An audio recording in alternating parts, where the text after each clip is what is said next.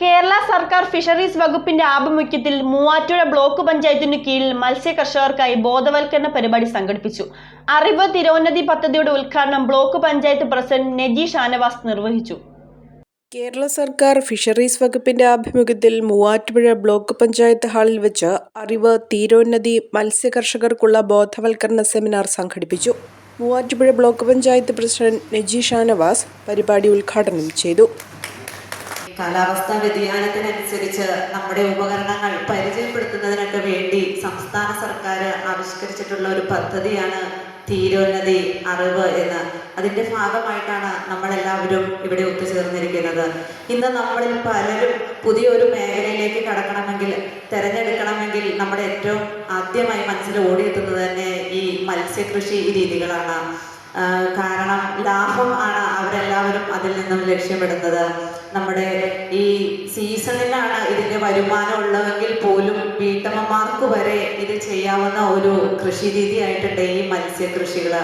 ക്ഷേമകാര്യ standing committee chairman Jaise John പരിപാടിയിൽ അധ്യക്ഷത വഹിച്ചു. കേരളത്തിന്റെ മത്സ്യമേഖലയുടെ സമഗ്രമായ മുന്നേറ്റം ലക്ഷ്യമിട്ട് 2025-26 വർഷത്തെ പദ്ധതിയിൽ ഉൾപ്പെടുത്തി അറിവ് തീരോന്നതി എന്ന പേരിൽ സംസ്ഥാനത്തുടനീളം 335 ബോധവൽക്കരണ പരിപാടികൾ സംഘടിപ്പിച്ചു വരികയാണ്.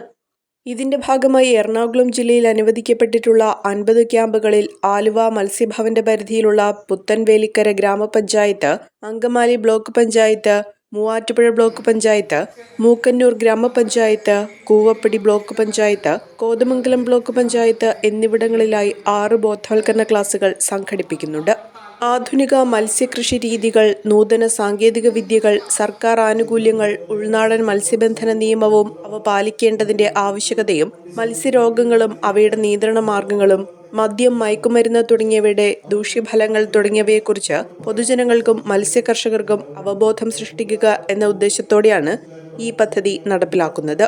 Assistant excise inspector Faisal MAK, Aluva Matsyabhavan fisheries extension officer Smitha KB, ആരോഗ്യ വിദ്യാഭ്യാസ standing committee chairperson Sulaikha Makkar, മെമ്പർമാരായ Bindu George, Muhammad Faisal, fisheries officer Sumayya AS, Shibi Isaac, Bindu Paul, Shaji Varghese, Sheeba Russell, Indu Madhavan, Jisha MT തുടങ്ങിയവർ പങ്കെടുത്തു.